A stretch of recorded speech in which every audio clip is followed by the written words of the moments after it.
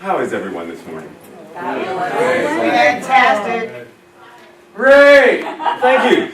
So for those that are seeing me for the first time, you know one of the things I always do is get us started off with, so how are you today? And raising this energy of, how am I? Because there's a difference between how I feel and there's a difference between how I am. So the opening question is, how are you today? Awesome. You see, and I'm still not so sure I even believe that. Listen, Linda, listen. If we are here, and this is going to go into, actually, I guess I could. So the topic, are you, what's that word? Ignoring God. Now, check this out, because there's this idea of anytime that I'm playing small in how I am being, then on some level I am ignoring that which is the divine. So when I say, how are you? It's expanding our consciousness to recognize that I am infinite and ever-expanding consciousness, infinite and ever-expanding love, joy, peace, beauty, magnificence, showing up in this 5'10", 174-pound caramel chocolate body, and I am awesome this morning. So how are you this morning? Great. Because I didn't ask how do you feel, because I know I would have got the whole spectrum of, well, my hip hurts and my knee hurts and allergies and the pollen. I didn't ask how do you feel, because the feeling will catch up to the being. How am I being today? How are you? How am I? Good to know you're great. So let me start off with, first, when Les just saw me here, well, first of all, I feel like I should pull out a Beyonce wig and do the, since someone compared, but I'm not going to go there this week. She knows who I'm talking about. So last time I saw you, the night before, Rainica and I interpreted for Ricky Byers at Unity of DC. So when Tracy and I ended up home, late, get that second, third, 15th wind, that you know it's time to go to bed, but something keeps saying, but you can write another chapter of your book. But you can draw another something. You can sketch another something. Well, go read this or go do... So I didn't get to bed till very late. So when I came in, and there's a point to this story. So when I came in here, and last time I saw you, we talked about the Good Samaritan. And one of the things that you may not have noticed, but I know that it was noticed, was when I referenced the Good Samaritan, I made the Good Samaritan the one that was wounded versus the one that was helping. So I just want to clarify and apologize for making this mistake. Slip of the tongue. Not slip of the mind, not slip of the heart. There's a difference. So I just want to set the record straight that Ray was running on fumes. Won't happen again. So here we are today, Easter Sunday. What's the big deal? Like, what's the big deal about Easter? Resurrection. Resurrection. Easter eggs. Easter eggs. and when, bunnies and chocolate and everything. Oh my! So licorice jelly bean. No doubt. Just say no. So Tracy Brown, for those who may not know, is the current president, chair of the Leadership Council for Centers for Spiritual Living. And she wrote this book called Stained Glass Spirit, Becoming a Spiritual Community Where Oneness Does Not Require Sameness. Right? And this passage, quote, for those who are able to read it from where you are, read it together with me. Ignoring the beauty and value and uniqueness of different types of people is equivalent to ignoring God and refusing to see all the ways God shows up as humanity. Pause, take a breath, and continue. We don't interact with dogs or flowers or trees or clouds or spices or nature or art. So why would we do it with humans? Now, when this first, because each year the Ministers' Council or whatnot will do pretty much the year in advance for any ministers who want to follow the yearly themes. So this theme, this idea, this concept was already written last year, pretty much. But when I started to peruse the idea, this hit me differently this week than it did when I first started marinating on what it means. Reason being, Notre Dame has burned. And I honor and I grieve that which has been lost. There are still children dying because they're not drinking clean water in Flint, Michigan.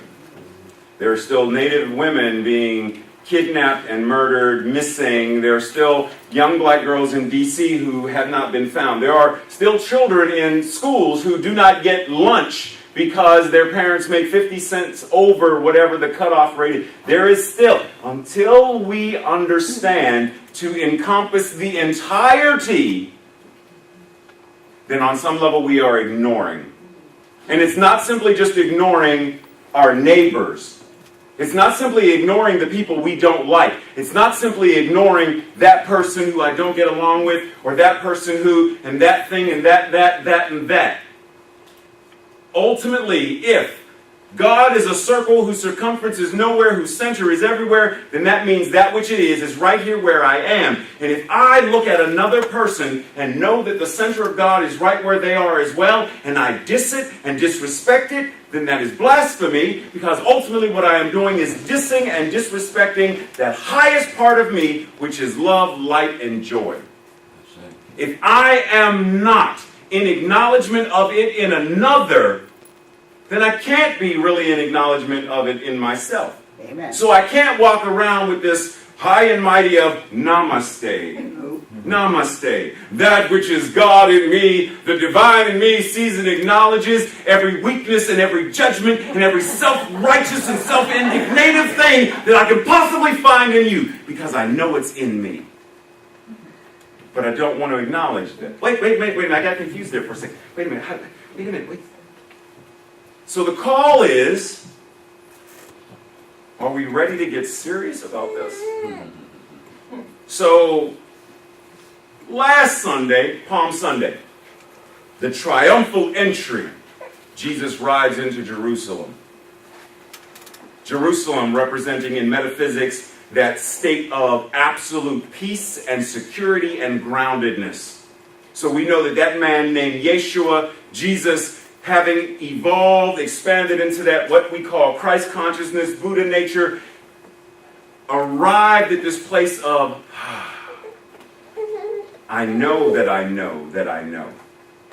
And then this past Friday, Good Friday, which got me kicked out of Bible study one time, and I'm like, well, Jesus got killed, why be good? Like, got me kicked out of many a Bible study. But the concept is good because the sacrifice that was made. And we know that in this teaching, we don't acknowledge that, we don't believe in that, we understand metaphysically from and extrapolate from laying that which is dead, laying it down, laying it to rest. Let the dead bury the dead. What part of our lives are dead that we're still carrying around? What friendships do we know are dead and not life-affirming, but we are still toting them? What jobs, what relationships, what clothing, what habits and routines, what are we still carrying around in this concretized form that we know it's time to let it go? But we're still trying to clear, turn it up, clear. I'm going to keep on till I'm either going to cook it or bring it back. And so we do it again and again and again. We ignore red flags in relationships until afterwards. Hindsight isn't 20/20. Hindsight is X-ray vision, because when we look back, we realize it was right there. All of it was right there. I saw all the way to the bones of the situation. I knew, and I still chose to ignore. Why? Why do we choose to ignore the good that surrounds us, the good that wells up in us, the good that we are? Why don't we step into? And see, the thing is, if we're going to Easter Sunday, if we are going to resurrect, then we have to be willing to not simply put stuff into the tomb, but we have to be willing to go there as well. We have to be willing to go. In Joseph Campbell's The Hero's Myth, we have to go to the belly of the beast. We have to go to the dark night of the soul. We have to go to that place where we don't want to go. In Dune, any Dune fans here? Frank Herbert, Dune? Okay, thank you, at least two. So Muad'Dib, Paul Atreides, says to one of the Bene Gesserit mothers, I have been to that place that you fear to go. I have been there, and I have seen the truth. And when he came back as the Kwisatz Haderach, the Messiah of, and was able to transform the very surface of Dune, a desert planet, by bringing water to it. What if we are being called to do the same thing?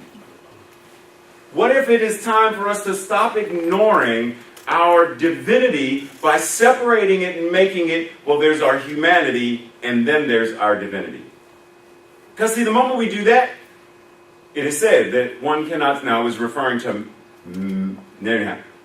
money, but I'm going to use it in this reference. It is said that one cannot serve two masters, for you will love the one and hate the other.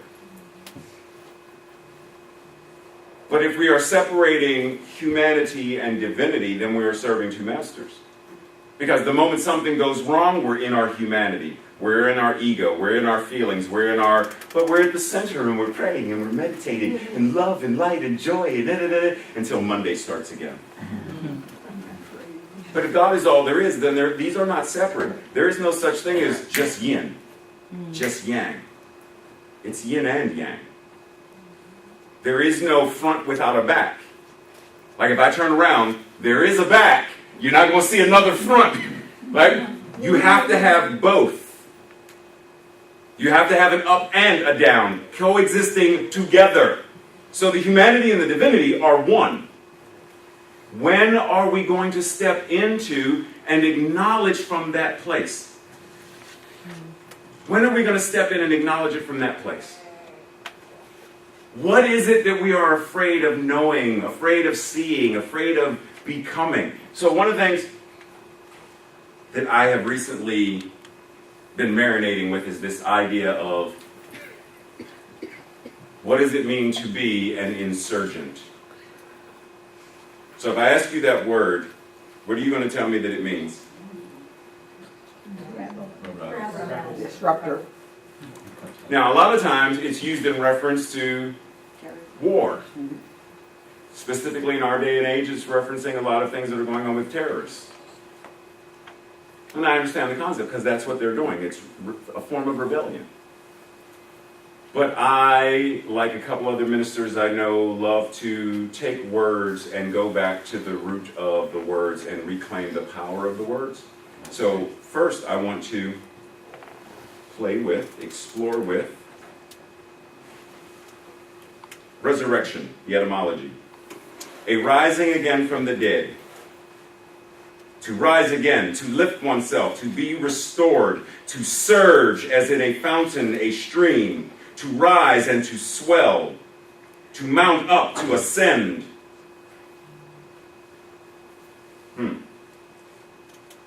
So today is the invitation to rise up as a fountain, a stream, to rise again, to be reborn, to be born again, to let go of the old stories of how weak, incompetent, pathetic, whatever we have been, in order to claim a new story. A story that we get to create. A story that, and the thing is, wait, what gives us the right or the power to create such a story? First, we believe in the Science of Mind magazine that Sue read from. It's also in the textbook. 11 we believes, and the first one says, we believe in God, the living Spirit Almighty, one, absolute, indestructible, self-existent cause. This one manifests itself in and through all creation, but is not absorbed by its creation. The manifest universe is the body of God. It's everything, It's everyone. It's everywhere. Everything, everyone, everywhere. Right now. When do we start choosing higher? When do we start choosing a better story? When do we sit down and start writing a better story for our lives? When we don't like something we see, so segue into this, and I'm coming back to this resurrection idea. Sean King posts this thing on Instagram and Facebook of a young African-American boy, if I'm not mistaken, 14, Luca, who was brutally assaulted by a police officer in, I think it's Broward County, Florida. And they send out some action steps of, contact the sheriff's office and for me it's like, no. Contact the governor. Contact Congress. Contact every single person who has power and privilege and let them know that I, Raymont Anderson, Reverend Dr. Raymont Anderson, Senior Minister of the Center for Spiritual Living, Greater Baltimore, in this area, not in Florida, am displeased. And I command that which is the universe to demonstrate itself in and through this entire situation so that my grandkids and your great-great-grandkids need not worry or fear about such things. Because until we are ready to treat and move feet, until we are ready to pray and make it about that, until we are ready to stop griping and moaning and complaining about what someone did that hurt my feelings and what this happened that it offended me or what this, until we roll up our sleeves and get about doing the work in the garden of planting food, knowing we're going to get dirty, knowing the smell of manure is going to be on our feet, and not caring because we know that we are nurturing families and communities by the food that we are providing. Until we get there, it's the same old, same old. It'll be 10 years from now, I'll still look as good, but it'll be 10 years from now, and we will still be talking about the same racism, sexism, homophobia, Islamophobia, privilege and fragility and it'll be the same. Because collectively as a community, what is the energy of the collective? Even King Arthur said, let the table be round, for all of us have an equal voice. When do we recognize and live from that energy, from that consciousness? So, resurrect. To resurge, to let that which is life resurge into the body, or into whatever it is, to have a surge of energy. And many of us in our homes, we have little boxes, things that you plug in, that is called a surge protector, surge guard, surge block. Do you know we have that same thing in our consciousness, though? We are blocking the inflow of energy that makes us realize how beautiful and magnificent and powerful we are. Because anytime we have an idea of doing something that is expanding us beyond our comfort zone, and there's that voice. Do you really think anybody's going to read your book? Do you really? And I'm going to share from me, my inner voice, what I have heard. Do you really think someone's going to read your book about American Sign Language? Do you really think someone's going to read your book about moving mountains? Do you really believe that if you were to try to do a TED Talk, you would succeed? Do you really believe you would even get there? Do you believe it's even, do you believe? Remember what your 5th grade teacher, all of these voices telling me why not to even bother trying. Let alone not to even try to do. So the thing is, if we're going to be reborn, if we are going to bury the old in order to rise anew, then we have to let that power, that presence, surge within. There needs to be an insurging of that power. So being an insurgent is someone who's tuned in, tapped in, plugged in to the divine flow and divine energy that says yes. Yes, I am willing to be like Don Quixote de la Mancha, and I am willing to fight that windmill dragon if it means me marching to hell for a glorious cause, then I will march. If it means me suffering the woes and bruises and scars that someone else may not have to, then I am willing. An insurgent is someone who says the status quo has to change. The same old has to change. Enough is enough. And see, the thing is, when I was a fundamental Christian back in the day, and when I say fundamental Christian, I mean Jerry Falwell, Billy Graham, fundamental. And I used to wonder, Easter Sunday, packed.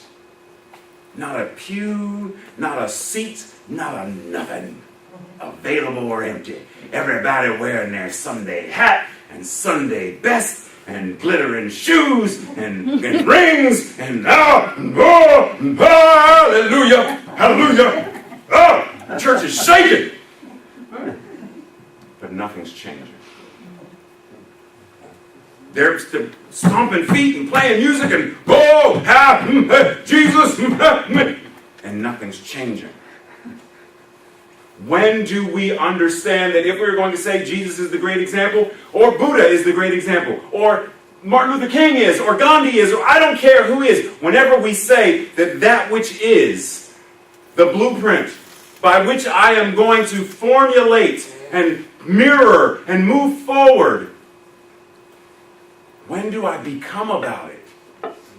When do I stop talking and start doing? When do I start? And I'm not saying, once again, I'm not saying that everyone's call to action is the same, because it isn't. Not everyone is called to move in the same way. Dr. Ronnie pointed out a couple of weeks ago, different people have different pillars, but everybody's pillar serves the same purpose. It holds you up. It holds up the foundation of your life. It's the thing that gives you the power to be able to. And yet, many of us aren't actively, consciously resurrecting. We're comfortable. We're comfortable with the same old, same old. Regardless of the imagery, whether it's spring representing rebirth, renewal, whether it's Ostara, where we get the word Easter from, representing fertility, which for those who may not know is why we have Easter eggs and bunnies, because it is a symbol of fertility. Whether it's Isis, who is considered the grandmother, or whether when she is the magician, she is the one who restores and brings life back to the dead. Regardless of the imagery, whether it's Jesus, whether it's the phoenix. That doesn't mean service is over. Whether it's Jesus or whether it's the phoenix. I'm just saying, that's spirit, not yet. I got a couple of minutes left. Whatever the imagery, the idea is, set ourselves ablaze. Bury what needs to be buried. If it needs to be crucified, whatever works for you. But some way, shape, or form, we need to transform, transcend, transmogrify that which is old, served its purpose, let it go, in order to become anew. In order to truly make this a world that works for the highest and best of all, it only starts with each of us. And if I were to ask each individual person, one by one, just me and you, is your life working in a manner where you would be satisfied to live exactly like you are for the next 90 years? Are you satisfied with your friendships for the next 90 years? Are you satisfied with your job next 90 years? Are you satisfied with relationships and all of next 90 years? Are you satisfied with your income and financial flow for the next 90 years? Are you satisfied with the way your life is showing up right now to the degree where you're like, oh, yes, 90 more years of frustration and pain and agony and some good moments and some drinks and whatnot, but otherwise, and some chocolate because it's Easter, but otherwise, 90 years, are you okay with that? Because if you're not, If you're not, then it's an invitation for us to examine, where do I need to change?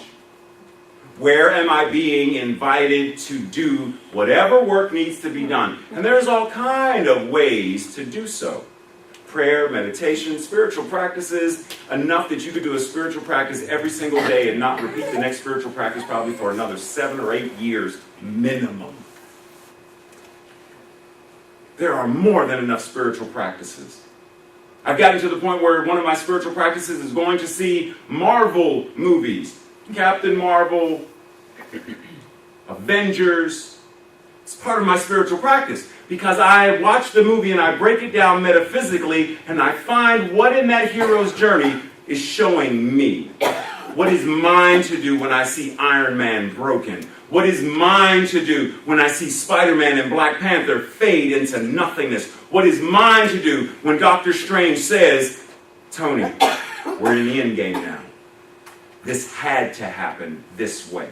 What is my invitation when T'Challa says Wakanda forever? What is that saying to me about my spiritual life and my spiritual path and how I interact with every human that I meet? Tracy Brown's quote said, we don't do it with dogs, we don't do it with trees, we don't do it with spices. We acknowledge them and we appreciate them, but we're not doing it so much with humans.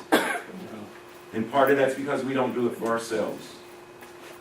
We're not acknowledging ourselves in that way. One thing that I'm going to... anybody in here watch the CW? Okay, nobody. Okay, that's fine. It's fine. I don't care. You don't have to watch what I watch. I don't care. CW, it's a station. It's a television station. I forget what the letter stands for. Something Warner. CBS Warner, maybe? Charles Warner? Okay. Arlene said it, so if it's wrong, it's her. But they have a commercial where they say open to all, dare to defy. And I'm going to play it in a second so you get the full scope of it, but I just want to read some of what it says, just to marinate. We are open to all choices, all orientations, all lifestyles, all possibilities. This is the time when anything can happen and everyone is invited. A time to represent and defy the odds. Because when we defy assumptions, change happens. When we defy division, hope happens. When we defy judgment, love happens. We are open to all and defy anything that stands in our way. We are open to all and defy anything that stands in our way. Are we ready to be open to all of the good that we are individually, so that we can then be open to all collectively? The rebirthing process starts right here, in, through, and as each and every one of us. No more pointing outward, no more blaming, no more judging. Let's start collaborating. Let's know that, so in the story of Yeshua, when he came back, when he rose from the dead, and he went back and met with the disciples, there was a now, this is the energy of what I am calling you to do. Because I am ascending to sit at the right hand of the Father. I am going, but this is yours to do what I have done and even greater. So where in our lives are we being called to raise the dead? In our own lives. Where are we being called to bring sight to the blind? In our own lives. Where are we being called to change and transform every aspect of our lives so that we can truly be reborn and make this a world that works for the highest and best of all? If it'll play. I will make sure it's in the newsletter for next week, but you can go on YouTube and just type in. But the idea is, are we willing to defy whatever that is in our own lives? Anybody know the Broadway musical Wicked? So there's a song that Elphaba sings, Defy Gravity, Defying Gravity. Are we willing to defy that thing that is holding us down? Plain and simple as that. So at this moment, let us pray before I invite the family of Arthur Ray and Roberts up. So let's anchor and allow ourselves to breathe and to be breathed.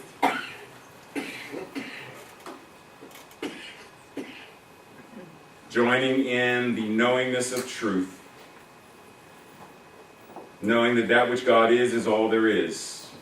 Called by many names, yet it is one power, one presence. And that which it is absolute goodness in, through, and as itself. And knowing that it is all there is, then it must be right here, moving in, through, and as me. And what is true for me must be true for all in this room, because God is all there is. So the absolute goodness of Spirit, of God, is present right here, right now. The absolute center of God, present right here, right now. That which Jesus spoke of as the Christ consciousness, right here, right now. That which, when Buddha said, when people asked, are you a master, are you a teacher? And Buddha simply said, no, I am awake. That consciousness, right here, right now. Simply breathing into that awareness. Shifting into the consciousness of ever upgrading the system. Knowing that our phones upgrade, our computer systems upgrade, new cars come out. It is time for a new version of me. A newer and newer and newer, ever expanding version of me. For that which God is, I am. Incarnated in the flesh. And in the beginning there was the Word, and that Word was God, was with God. That Word is right here, right now. It moves us, it breathes us, it thinks us. There is one mind, that mind is God's mind. That mind is our mind now. Anchored in this awareness, I know that this Easter, today, right now, is changing, transforming, touching, and moving individuals who are watching live or will watch this later in ways that were not expected, but were intended. Intended long before any of us were born to come to this day, to this moment, to be reminded of the truth of our being. Love, light, joy, and infinite power. That's what walks us, it breathes us, it speaks its own voice through us, it moves through our hands when we communicate, it enters our eyes when we see colors and shapes and forms and faces of others carrying the same Spirit of God. Knowing that this is the truth of all of our beings, I place this word back into the law from whence it came, knowing that it already exists fully functioning and fully formed in the mind of God. And if it is already in the mind of God, then it already is. And so right now, as I release this, I know the universe is conspiring for its own good as each one of us. Knowing it is good and oh so good and even better, breath by breath, thought by thought, rebirth by rebirth. I anchor it, I declare it, I release it, and together we say, and so it is. So at this moment, I would like to invite Arthur Raymont Roberts and his entourage to come towards the front of the room.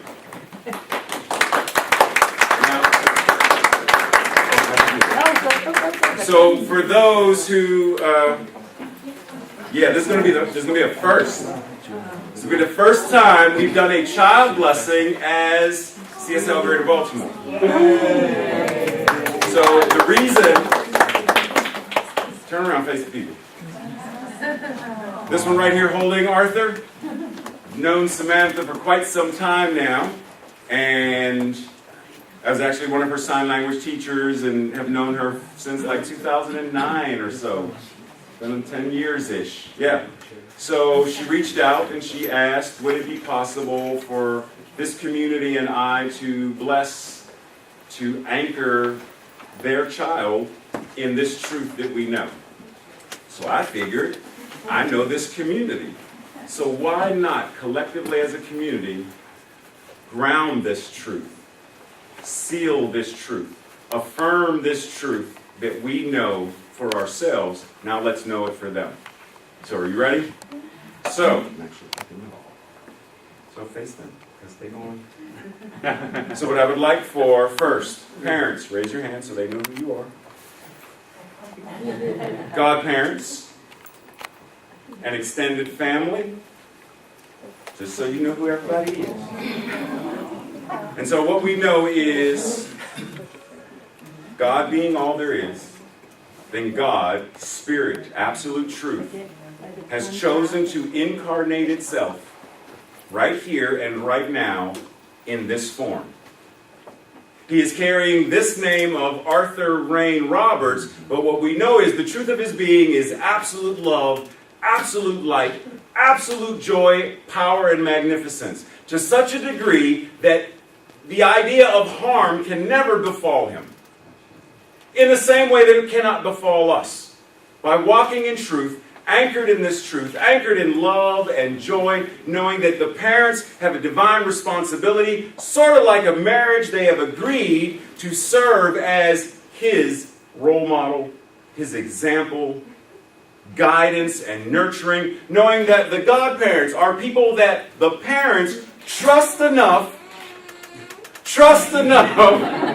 to be there as added support, because what we know is it takes a village. It takes a village to raise a child, and each of us, we are someone's child. And it takes a village to mold and shape, to be there for, to guide him in, to direct him, to be a lamp unto his feet. And these are the people who also have incarnated.